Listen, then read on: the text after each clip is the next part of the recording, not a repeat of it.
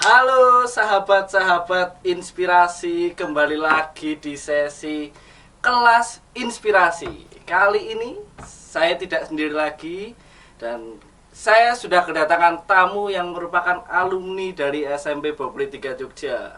Di sebelah saya sudah ada, monggo siapa? Saya Anjario, alumni SMP Boga. Singkatannya terkenal Boga ya? Iya, Boga. Bobri 3. Ya.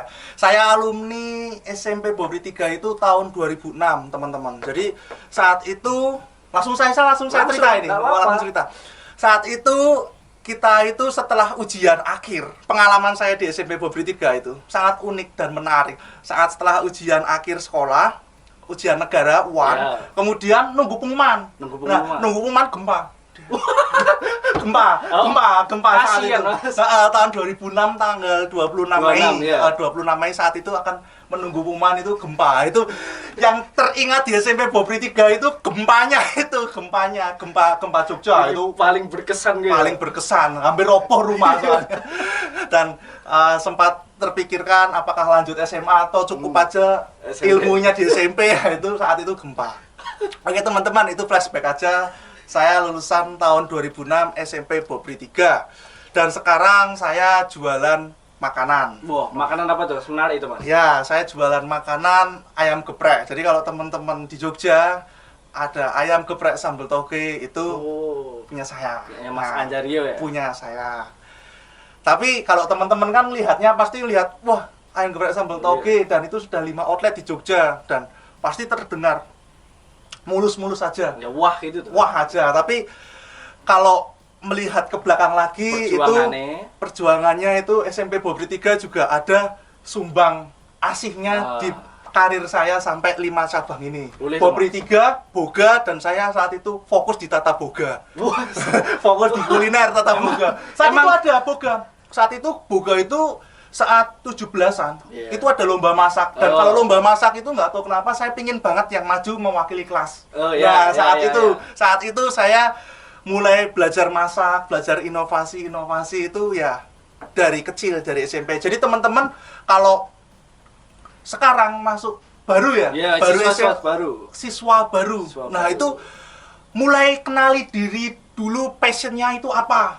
Kalau passionnya itu dokter, mungkin mulai belajar dan membaca buku tentang medis, tentang kedokteran, obat-obatan, IPA itu ya? IPA. Iya, Wah. jadi dulu saya nggak jago-jago banget, ranking 2 dari 40.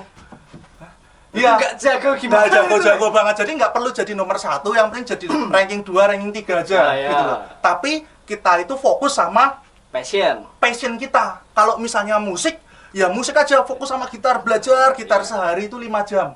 Wow. Theorication kalau nggak salah. Apa namanya kalau orang Jepang bilang. Jadi setiap hari mungkin kita nggak bisa langsung 4 jam, mungkin 5 menit setiap harinya. Pelan-pelan dulu gitu Pelan-pelan. ya. Setiap hari terus tambah. Betul.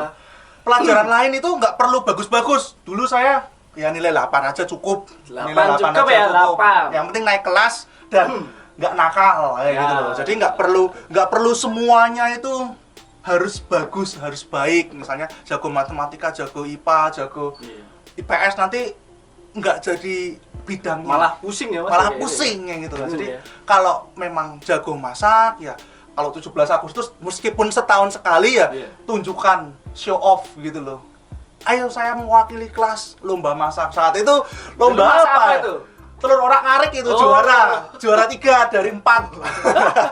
Enggak, juara 3 dari kan Boga itu kan dulu kelasnya ABC ya. Iya, ABC berarti kalau kelas 1, kelas 2, kelas 3 berarti total ada 9.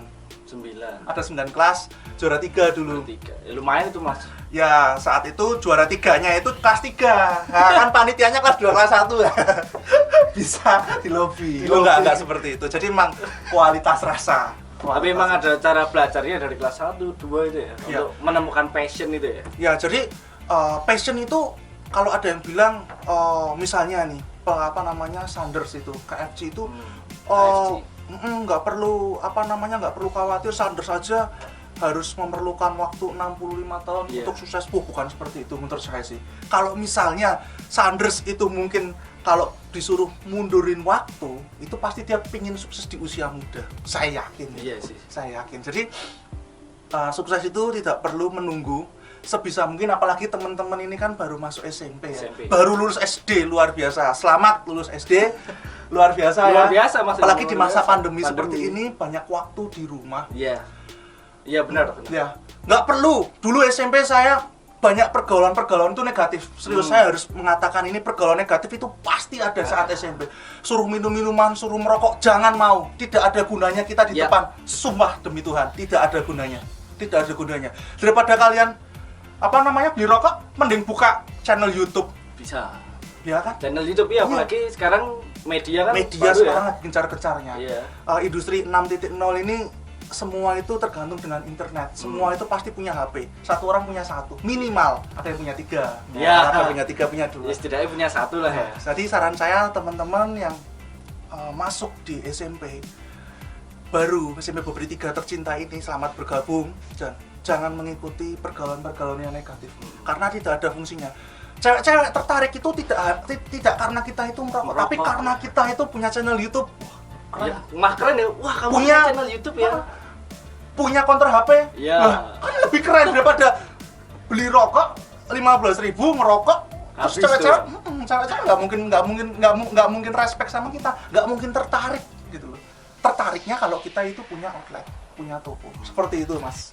Berarti emang harus dididik dari sedini mungkin itu ya tentang Betul. cara seperti itu tadi ya. Betul. Iya, nakal itu ya bukan nakal boleh prestasi, yang penting jangan seperti itu. Yang kalau bisa nakalnya nggak boleh prestasi, oke. Nah, seperti itu sih. Jadi memang SMP itu saatnya menemukan jati diri, dan pergaulan negatif pasti ada. Kalau dulu saya di belakang Mirota itu. Wah, itu. Apa itu dulu? Makan kan, kemudian teman-teman itu pada merokok gitu. Ya saya mencoba, tapi apa untungnya gitu. Sesek iya. Iya. Dan cewek-cewek itu malah bukannya tertarik, malah nakal gitu ya. Coba kalau kita misalnya punya channel YouTube kalau sekarang. Wah, kalau dulu ada channel YouTube wah. Iya, malah seneng ya. Malah seneng kayak gitu. Cewek-cewek lebih tertarik, ayo nge-vlog yuk, Iya. kita lagi deket loh. Kayak gitu kan. Atau Itu pas kan lebih PDKT, tenang. ayo ini dimaam dulu saya. Nah, gitu, betul. Jadi setelah SMP menemukan jati diri, kemudian saya SMA, kemudian kuliah, itu ya ingat ini sih kata-katanya Steve Jobs. Nah, stay hungry, stay foolish. Jadi meskipun kita pandai di bidangnya, tapi kita tetap merasa lapar dan ingin tahu, kita harus terus-terusan, karena setiap hari itu dinamika itu kan pasti kan berubah-ubah. Naik turun. Kalau kita nggak terus belajar, kita pasti akan ketinggalan satu langkah, akhirnya kita ketinggalan jauh, teman-teman. Jadi teman-teman beruntung sekali lahir di eranya. Iya, di eranya. Kemudian SMP ini kan penuh internet. Iya, penuh sekarang di sini, Mas. Penuh internet. Dulu zaman N-Gig paling. N-Gig ya gitu. N-Gig apa, Mas? Saya nggak ngalamin. Oh, nggak ngalamin ya. Wah, saya terlalu tua. Aduh. Ya beda lah. Beda. Itu saran saya ke teman-teman, jangan melihat langsung dari 5 outletnya. Dulu saya juga sempat melalui jatuh bangun. Saya tuh mungkin yang kelihatan 5 outlet. Tapi yang tutup itu ada 12. Ada 12, teman-teman. Ya serius. Jadi mungkin dengan kegagalan itu cara Tuhan mengajarkan kita untuk terus maju. Cukanya ketika turun gagal, kemudian kita malah lengah, malah putus asa, jadi malah nggak maju. Padahal saat kita ditimpa itu semakin kita itu maju. Saya dulu sales rokok loh, Mas. Oh, pernah jadi sales rokok? Sales rokok, serius, sales rokok gitu. Sales rokok yang motornya itu belakang ada boxnya. Saya pada lulusan S1 teknik industri, kemudian saya pengen kerja apa aja saat itu kan, pengen cari pengalaman. Saat itu saya juga udah buka usaha tapi kacang hijau ya, kacang hijau move on, nggak ada yang denger kan ya. Ya tutup. Itu salah satu outlet saya yang tutup. Seperti itu. Kemudian saat sales rokok saya 4 tahun kalau nggak salah. 4 tahun. Saya nggak mau seperti ini terus, hidup di atas roda. Jadi sales, kemudian pasang spanduk, pasang stiker, saya ngalamin banget. S1 di SD, SMP, SMA, kuliah di Jogja, dan saya jadi sales di Jogja, bayangkan. Ketemu teman kuliah. Angkatan bawah, pasang spanduk. Loh, Kak, di DO apa Kak? Kok pasang spanduk? Nah, itu pengalamannya. Sakit tuh ya, Mas ya? Sakit, pasti. tapi saya pengen buktikan gitu loh. Saya pengen buktikan, bukannya saya sakit malah saya habis itu resign jadi sales rokok terus nggak kerja, bukan seperti itu. Berarti dari sakit hati itu terus timbul lagi rasa keingintahuan, rasa ingin belajar apalagi itu ya? Iya, sakit, kemudian apa namanya, saya juga melihat orang tua sedih. Orang tua juga pasti sedih loh. Kalau kita disekolahkan tinggi-tinggi kemudian anaknya jadi sales, kan punya orang tua kan punya tetangga, anaknya jadi apa, jadi sales rokok, itu sedih banget. Nah dari situ sih, dari omongan tetangga, dari omongan adik angkatan, kemudian yang membentuk untuk mau nggak mau saya harus merubah usaha, berubah dari yang sales rokok jadi sales makanan mungkin sekarang. Malah sekarang punya sendiri gitu ya? Sendiri. 5 outlet lagi setelah kegagalan di 12 outlet lainnya Mas ya, setelah menemui, mungkin lebih tepatnya dengan gagal-gagal itu kan saya ketemu resepnya. Oh ternyata kalau kita buka usaha dan ikut-ikutan itu malah nggak menjadi sesuatu yang unik sendiri di mata masyarakat gitu loh. Unik gitu loh.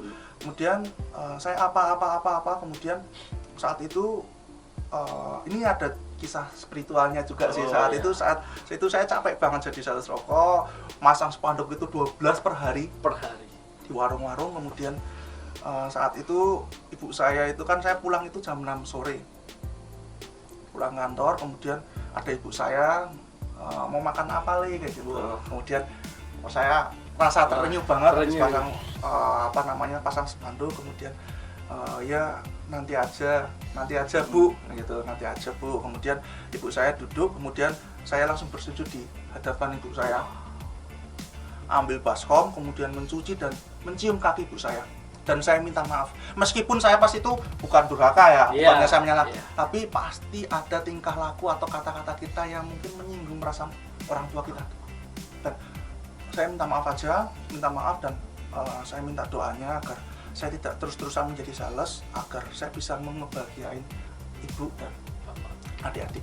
Saya pisah dari bapak udah lama, dari kecil sih. Jadi saya itu hidup sama ibu terus. Jadi ya mau nggak mau sampai sekarang ini pasti ada jasa-jasa dari ibu. Dulu SMP pasti itu pengen kita itu saat mencari jati diri, saat itu kita pasti kurang ajar. Nah itu teman-teman mungkin teman-teman sedang melangkah di SMP, harapannya jangan menyakiti hati orang tua. Dulu saya menyakiti, akhirnya minta maaf, akhirnya saya harus berdarah-darah. Mungkin kalau teman-teman nggak menyakiti, mungkin teman-teman jalannya lurus-lurus saja, termasuk kesehatan dan rezeki, itu pasti. Jadi emang restu orang tua itu luar biasa sekali ya sih untuk restu. Ya kalau saya bilang pasti 80%, 90% pasti ada doa ya. Ibu saya hingga saya sekarang ini, nggak mungkin saya dengan perjuangan sendiri itu nggak ketemu jalannya, pasti capek sendiri karena cuma muter. Tapi kalau ketika kita minta restu orang tua, langsung dikasihkan jalannya, habis itu langsung jalan gitu loh. Kalau nggak ketemu orang tua itu rasanya kayak gini ya? Iya, nggak ketemu, nggak apa ya, ibaratnya pintu yang kita buka tuh nggak sejuk gitu loh. Iya. Capek dan malah nggak berkah. Luar biasa sekali. Seperti itu teman-teman, itu secara singkat. Ini kalau ada musik di rumah saya udah nangis ini. Waduh, saya setiap bercerita itu kadang juga, wah ya capek juga lama-lama nangis. Tapi ya ini spesial sekali, saya pertama kali ngomong ke teman-teman yang baru lulus ya. Biasanya saya menjadi pembicara di teman-teman yang sudah buka usaha, jadi usaha sama usaha gitu, wirausaha. Tapi ini teman-teman mungkin sangat polos sekali ya, ibaratnya kayak bayi ya. Jadi teman-teman jangan menganggap dirinya besar, teman-teman masih bayi sekali, sangat polos sekali. Dan ini SMP Bobri 3 itu semua fasilitasnya sudah disediakan, tergantung kita mau melangkah di jalan yang mana. Nggak perlu terlalu pintar, nilai 8 aja yang lainnya semua. Bidangnya harus nilai 10 dong orang. Itu yang fokus. Ada satu fokusnya itu. Satu fokusnya harusnya nilai 10. Yang lainnya nilai 8 aja nggak apa-apa. Yang penting naik kelas, jangan sering dipanggil guru SP gitulah. Guru SP, guru BP. Guru BP ya, maaf. Kalau saya kan usaha, jadi SP1, SP2, SP3 pecat gitu. Maaf. SP1 Mas, karena saya kalau telat itu SP1. Tanpa keterangan SP3 berarti nggak niat kerja. Iya. Bentar balik lagi ke SMP kok. Jadi ingetnya kerjaan terus. Saya mana tadi? Dipanggil guru BK. Dipanggil guru BK. Buat apa? Nggak ada prestasinya. Tapi kalau misalnya kita dipanggil Olimpiade ke Cina, ke Wuhan, mungkin atau mewakili sekolah. Kalau ke Wuhan itu cewek pasti tertarik, tinggal pilih. Iya, serius, nggak tapi kalau ke Wuhan nanti nggak ada cewek yang mau, Mas. Nggak ada yang mau ya. Nanti harus dikarantina dulu ya. Iya tuh. Menurut saya sih, kalau saya harus baik lagi, kenapa saya harus ngikut ke teman-teman yang negatif gitu loh, yang sampai sekarang nggak ada efeknya. Teman-teman yang negatif itu bisa dilihat masa depannya. Kalau reuni bisa dilihat masa depannya. Serius, nggak bohong. Teman-teman kalau pengen reuni dan berjalannya tegak itu ya mulai dibina dari sedini mungkin. SMP lah ini, kalau masuk SMP kan Mas ya. Betul. Jangan sampai teman-teman ketika diajak reuni itu nggak mau karena pekerjaannya teman-teman. Padahal teman-teman sendiri yang memilih dari polos kan, teman-teman sendiri yang melangkah sendiri ya gitu loh. Ya, teman-teman tinggal pilih mau berjalan tegak atau ketika dipanggil reuni itu nundur. Malah nggak datang ya? Malah nggak datang. Kalaupun datang nunduk, kalau malah gitu. Jadi seperti itu teman-teman, mungkin bisa diterapkan di teman-teman yang sedang akan memasuki bangku SMP. Wow, itu luar biasa sekali sahabat-sahabat inspirasi. Terus iki Mas, dulu selama SMP sampai di Babur 3 kan ya, pernah ikut apa aja di sini? Dulu Tata Boga. Nah, setahun sekali sih lomba 17-an. Kemudian yang kedua saat itu saat itu biar kita itu belajar disiplin. Saat itu saya ikut tonti. Tonti. Tapi nggak kepilih. nggak kepilih, nggak tahu kenapa. Tapi seenggaknya kan ada niatan, ada niatan. Pengen banget saat itu saya merasa nggak disiplin. Kalau tonti kan disiplin, hormat, tegak. Ini rencang depan, kayak gitu. Istirahat di tempat, kok saya kayaknya seru gitu loh. Jadi peleton gitu. Tapi nggak kepilih saat itu. Nggak tahu itu Mas Catur itu kenapa. Pak Catur ini diingat ya Pak Catur. Iya. Itu tonti menurut saya itu yang sangat menarik. Melatih mental kita untuk terus disiplin. Kemudian rapi. Kemudian saat itu kalau jadi tonti pastinya nggak ini ya, kalau waktu luang setelah pulang sekolah itu nggak main, tapi malah belajar baris berbaris. Itu kayaknya tuh maco banget ya. Teman-teman mungkin bisa pilih besok. Iya. Ada apa aja Mas? Ada 14 Mas, banyak loh. 14 loh. Apalagi sekarang ada band. Dulu ada band juga ya? Ada band. Ada band berarti lagu. Manusia bodoh. Ada band. Tapi ini band saya gitar juga, nggak kepilih juga. Emang bukan rezekinya. Ya, berarti kan kayak yang diomongin di awal tadi Mas ya. Ada jalannya sendiri. Ada jalannya sendiri. Boga ini. Ternyata. Kalau nggak kepilih itu jangan nyesel, jangan putus asa. Saya nggak kepilih ke tonti, saya nggak kepilih di band, ya saya tetap akhirnya balik lagi ke Tata Boga. Masak-masak di rumah gitu. Saat itu sekolah hanya memfasilitasi lomba 17-an. Ingat banget sama Bu Hatun dulu. Bu Hatun ya? Iya. Nek pramuka dulu itu suka nggak Mas pramuka? Pramuka kayaknya belum ada. Belum ada. Iya, pramuka belum ada. Baru ada tonti tahun 2006 dan cuma ada berapa ya dulu tuh 5 kalau nggak 6. 5 malahan ya. Dulu ada 5 kalau nggak 6, sekarang itu ada 14, berarti ada kenaikan yang sangat pesat sekali di SMP Babri 3. Jadi teman-teman nggak perlu khawatir, pasti di SMP Babri 3 jadi lebih baik. Iya benar sih Mas. Itu diingat sahabat-sahabat inspirasi ya. Iya.